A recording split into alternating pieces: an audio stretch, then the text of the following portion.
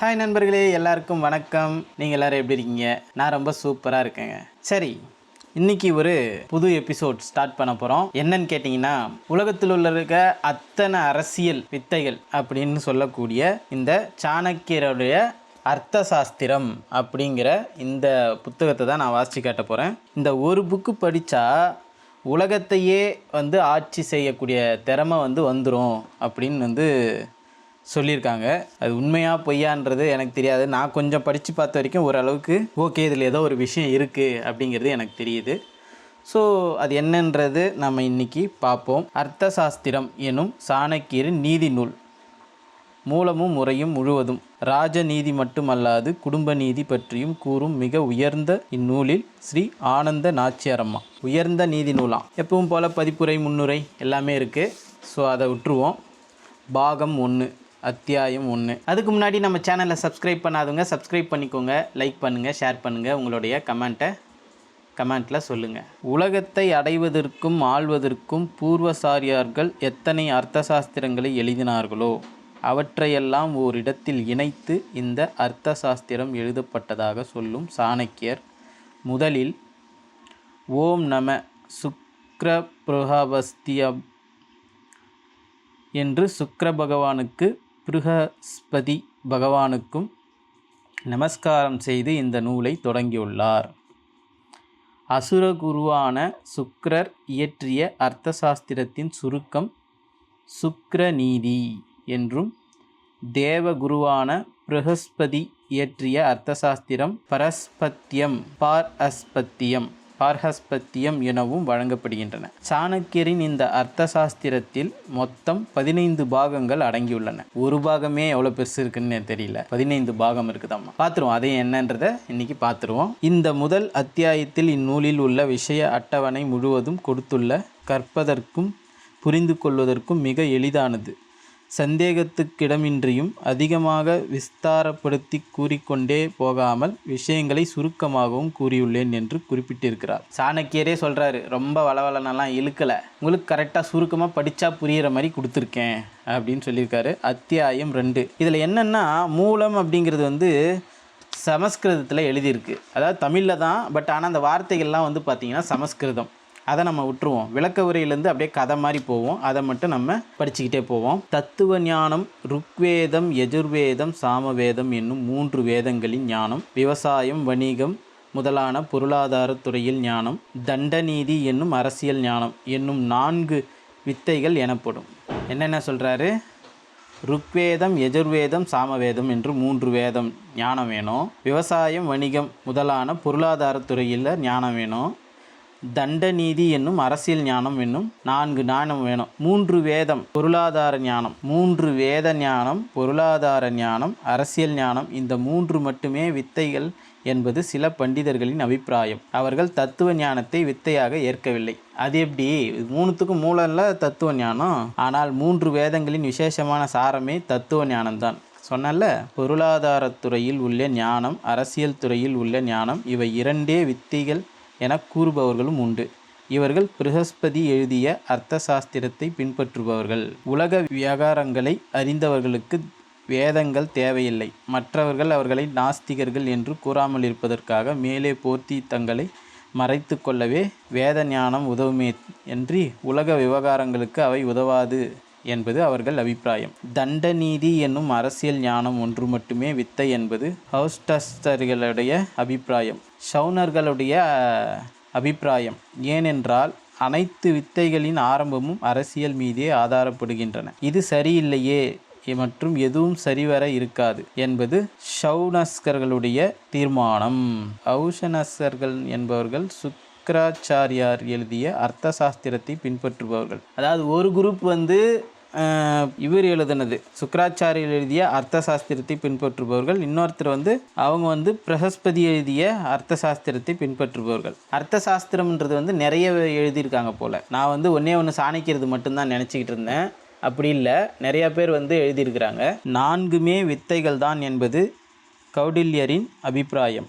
அவற்றால் மனிதர்கள் தர்மார்த்த காம மோட்சங்களை அறிவார்கள். எனவே அந்த வித்தைகளே வித்தைகள் என்று கூறப்படுகின்றன. கௌடில்யர் ஒரு விஷயத்தை கூறும்போது மற்றவர்களையும் குறிப்பிட்டு அவர்கள் இப்படி கூறியுள்ளார்கள், இவர்கள் இப்படி கூறியுள்ளார்கள் என்றால் எடுத்துக்காட்டி, ஆனால் கௌடல்யரின் அபிப்பிராயம் இது என்று தன்னுடைய பெயரை குறிப்பிட்டு தன் உத்தேசத்தை ஊர்ஜிதப்படுத்துகிறார். சாணக்கியர்தான் கௌடல்யர். சாணக்கியர் பேர் கௌடல்யர்னு இன்னொரு பேர் இருக்கு. சாங்கியம், யோகம், லோகாயதம் என்பவை தத்துவ ஞானத்தில் உள்ளன. சரி, 3 வேதங்களிலும் தர்மமும் அதர்மமும் சொல்லப்பட்டுள்ளன. தண்ட நீதியில் நீதியும் அநீதியும் சொல்லப்பட்டுள்ளன. இந்த வித்தைகளிலுள்ள பலங்களையும் பலவீனங்களையும் யுக்தி சாமர்த்தியங்களால் நன்கு பரிசீலிப்பது தத்துவ ஞானம். இப்படி பரிசீலிப்பதாலேயே தத்துவ ஞானம் உலகத்துக்கு உபகாரம் செய்கிறது. வருத்தமான தருணங்களில் மென்மை கிடைக்கும் தருணங்களிலும் புத்தி ஸ்திரமாக, அதாவது நிலை தடுமாறாமல் இருக்குமாறு செய்கிறது. உரையாற்றும் காலங்களிலும் காரியமாற்றும் போதும் சாமர்த்தியத்தை உருவாக்குகிறது. அதாவது அனைத்து வகையிலும் ஒருவனை சாமர்த்தியசாலியாக உருவாக்குவது தத்துவ ஞானமே ஆகும். ஒருத்தரை எல்லாத்துலேயுமே வெற்றி பெறுறாங்க, இதாக இருக்காங்கன்னா அவங்க சாமர்த்தியசாலி கிடையாதான், தத்துவ ஞானத்தில் மேம்பட்டுருக்கணுமா, அவங்க தான் சாமர்த்தியசாலி அப்படின்னு சொல்கிறாரு. சாங்கியம், லோகாயதம் என்னும் தத்துவங்கள் நாஸ்திகத்தை சேர்ந்தவை. இவற்றுக்கு கௌடல்யரின் காலத்தில் முக்கியத்துவம் இருப்பதை அவரது மேற்படி வாக்கியத்தால் அறிய முடிகிறது. தத்துவ ஞானமானது அனைத்து வித்தைகளுக்கும் தீபமாகவும், அனைத்து செயல்களுக்கும் உபாயமாகவும், அனைத்து தர்மங்களுக்கும் புகலிடமாகவும் இருப்பது என்று சான்றோர்கள் கூறுவார்கள். தத்துவ ஞானம் தான் இருக்கிறதுலே சிறந்த ஞானம் போல அவர் சொல்லியிருக்கிறாரு. சாமவேதம், ருக்வேதம், யஜுர்வேதம் எனும் வேதங்கள் மட்டுமின்றி அதர்வண வேதமும் இதிகாச வேதங்களும் கூட வேதங்களையாகும். ஸோ 4 தான் நமக்கு தெரியும். சாமவேதம், ருக்வேதம், யஜுர்வேதம், இது மட்டும்தான் நமக்கு தெரிஞ்சுது. அதர்வண வேதம், இதிகாச வேதங்கள் கூட வேதங்களே ஆகும் அப்படின்னு சொல்கிறாரு. சிச்சை, கல்பம், வியாக்கரணம், ஜோதிஷம், சந்தஸ், நிருக்தம் எனும் இவை வேதங்களாகும். இத்தனை வேதம் இருக்குது. 3 வேதங்களான ரிக், யஜுர், சாம வேதங்களில் சொல்லப்பட்ட தர்மமானது 4 வர்ணத்தாரையும் 4 ஆசிரமத்தாரையும் அவரவர் தர்மங்களில் நிலைநிறுத்த செய்து உலகத்துக்கு உபகாரம் செய்கிறது. இதெல்லாம் கொஞ்சம் நம்ம ரொம்ப லென்த்தியாக போவோம். பட் ஆனால் இருந்தாலும் இதெல்லாம் படித்து தெரிஞ்சு வச்சுக்கிட்டோம்னா எங்கே எப்படி நடந்துக்கணுங்கிறது நமக்கு புலப்படும். சாணக்கியின் அர்த்த சாஸ்திரம் புத்தகத்தை வாசிச்சு காட்டிக்கிட்டு இருக்கேன். புது எபிசோடு தொடர்ந்து வரும், பாருங்க. வேதியர், சத்திரியர், வைசியர், சூத்திரர் என்பவர் 4 வர்ணத்தார். பிரம்மச்சரியம், கிருஹஸ்தம், வானபரஸ்தம், சந்நியாசம் என்பவை 4 ஆசிரமங்கள். வேதத்தை ஓதுதல், வேதத்தை பிறருக்கு கற்பித்தல், யஞங்களை செய்தல், யாகங்களை செய்தல், தானம் கொடுப்பது, தானம் வாங்குவது என்பவை பிராமணருடைய சுயதர்மம். அதாவது பிராமணர்களுடைய சுயதர்மம் என்னன்னா, மந்திரம் ஓதுறது, மற்றவங்களுக்கு மந்திரத்தை சொல்லி கொடுக்கறது, யாசகம் வாங்கிறது, தர்மம் பண்ணுறது, தர்மம் வாங்கிறது, இது ரெண்டுமே அவங்களோட நாளும் வேலை அப்படின்னு சொல்லியிருக்கிறாங்க. வேதத்தை ஓதுவது, யஞங்களை செய்வது, தானம் கொடுப்பது, ஜீவனத்துக்காக ஆயுதங்கள் செய்து கொள்வது, பிற உயிர்களை காப்பாற்றுவது, இவை சத்திரியருடைய சுயதர்மம். 3. வேதத்தை ஓதுவது, யாகங்களை செய்வது, தானம் கொடுப்பது, விவசாயம், கால்நடை பராமரிப்பு, வாணிபம், இவை வைசியனின் சுயதர்மம். த்விஜர்கள்னா என்றழைக்கப்படும் பிராமணர்கள். பிராமணர்களுக்கு இன்னொன்று த்விஜர்கள்னு இருக்குது. சத்திரிய, வைசியர் என்னும் 3 வர்ணத்தாருக்கும் பணி செய்தல், விவசாயம், கால்நடை பராமரிப்பு, வாணிகம் முதலானவை செய்தல், மரம், கல், உலோகங்களான சிற்பங்களை வடித்தல், பாடல், நடனம் முதலானவை சூத்திரர்களின் சுயதர்மம். அதாவது இது எப்படின்னா, மற்றவங்கெல்லாம் வேலை செய்யணுமா, இவங்க வேலையெல்லாம் வாங்குவாங்களாம், பாட்டு பாடிட்டு நடனம் ஆடிட்டு இருப்பாங்களாம், சுகமாக இருப்பாங்க அப்படின்றத சொல்கிறாங்க. தனக்கு விதிக்கப்பட்ட தொழிலை செய்து பணம் சம்பாதித்தால் தனக்கு சமமானவர்களாகவும் தன்னுடைய கோத்திரமல்லாத வேறு கோத்திரத்தை சேர்ந்தவர்களாகவும் உள்ளவர்களோடு திருமணம் சம்பந்தம் வைத்து கொள்ளல், ருது காலத்தில் மட்டுமே மனைவியுடன் சங்கமித்தல், தேவர்களுக்கும் பித்ருக்களுக்கும் திருப்தி செய்வித்த பிறகு திதிகளுக்கு வேலை ஆட்களுக்கும் கொடுத்த பிறகு மிகுந்த உணவை உண்ணல், இவை கிருஹஸ்தன் என்னும் இல்லத்தானுடைய தர்மம். புரியல? எனக்கும் புரியல. வேதமோதுதல், காலையும் மாலையும் அக்னி பூஜை செய்தல், ஒரு நாளைக்கு 3 முறை நீராடுதல், பிச்சை எடுத்துபத்தை விரதமாக கொள்ளல், பிச்சை எடுத்து தான் சாப்பிடணுமா, மரணகாலம் வரையில் உடனிருந்து ஆச்சாரியருக்கு பணிபுரிதல், அவர் இல்லாவிடில் அவரது புத்தருக்கு சேவை செய்திருத்தல், பிரம்மச்சாரியரின் சுயதர்மம். இது எல்லா பிரம்மச்சாரியர்களுக்கும் பொருந்தாது. இதுவரை பிரம்மச்சாரியாகவே இருந்து விடுவது என்பவருக்கே இது பொருந்தும். பிரம்மச்சாரியாவே இருக்கிறவங்களுக்கு மட்டும்தான் அது பொருந்துமா. சும்மா கொஞ்ச நாளைக்கு பிரம்மச்சாரியா இருக்கிறவங்களுக்கு அது பொருந்தாதான். பிரம்மச்சாரியத்தோடிருந்தால் பூமியில் படுத்துறங்குதல், ஜடை தரிப்பது, மான் தோல் அணிவது, அக்னிஹோத்திரம் செய்வது, மும்முறை நீராடுவது, வேத பூஜை, பித்ரு பூஜை செய்வது, அதிதி பூஜை செய்வது, வனத்தில் கிடைப்பவற்றையே உணவாக கொள்வது இவை வனப்பிரஸ்தானின் சுயதர்மம்.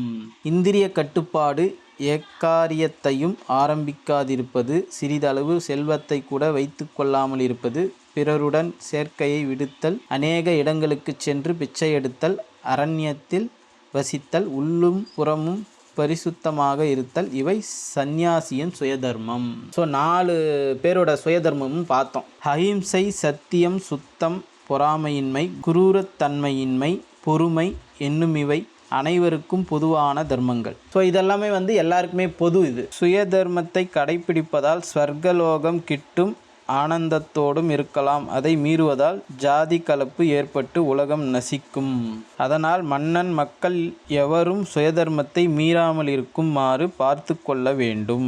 சுயதர்மத்தை கடைப்பிடிப்பவன் இவ்வுலகில் வாழும்போது இறந்த பிறகும் கூட சந்தோஷத்தோடு இருப்பான். இதெல்லாம் கொஞ்சம் புதிராக தான் இருக்குது. கேட்கும்போது நமக்கே கொஞ்சம் என்னடா இப்படியெல்லாம் எழுதி வச்சுக்கிறாங்களேன்னு தோணுது. பட் ஆனால் இதனோட முழுசாக படித்தோம்னா தான் இதனோட இது நமக்கு சாராம்சம் தெரியும். விவசாயம், பசு பராமரிப்பு, வாணிகம் இவை 3ம் பொருளாதாரத்துறை எனப்படும். அந்த காலத்தில். இப்போ பொருளாதாரத்துக்கு நிறைய இருக்குது. பட் ஆனால் இதுதான் பிரதானமாக ஆரம்பத்தில் இருந்தது. விவசாயம், பசு பராமரிக்கிறது, வாணிகம் இவை 3ம் பொருளாதாரத்துறை எனப்படும். இதுவே தானியம், கால்நடைகள், தங்கம், வனச்செல்வங்கள், தாது பொருட்கள், வனத்தில் கிடைக்கும் மூங்கில், தேக்கு முதலான மரங்கள் முதலானவற்றை சம்பாதிக்க வைத்து உதவுகிறது. தன்னை சார்ந்தவர்களையும் எதிரிகளையும் மன்னன் தன் படைகளையும் கருவூலத்தையும் கொண்டே வசத்தில் வைத்து கொள்கிறான்.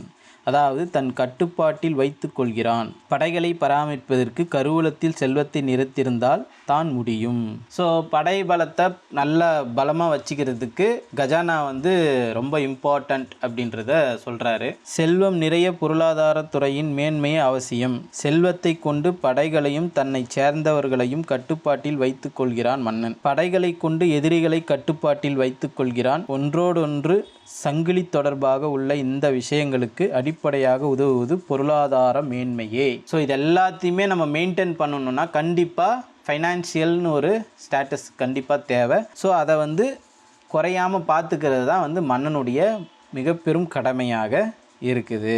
என்ன நண்பர்களே, இந்த வீடியோ உங்களுக்கு பிடிச்சிருக்கும் அல்லது புரிஞ்சிருக்கும் ஏதாவது ஒன்று நம்புகிறேன். பிடிச்சிருந்தால் லைக் பண்ணுங்கள், ஷேர் பண்ணுங்கள், சப்ஸ்கிரைப் பண்ணிக்கோங்க. இதனோட தொடர்ச்சியான வீடியோக்கள் அடுத்தடுத்து வர எபிசோடுகளில் நான் உங்களுக்காக கண்டிப்பாக போஸ்ட் பண்ணுறேன். இத்துடன் இந்த வீடியோவை நான் முடிச்சுக்கிறேன். நன்றி, வணக்கம்.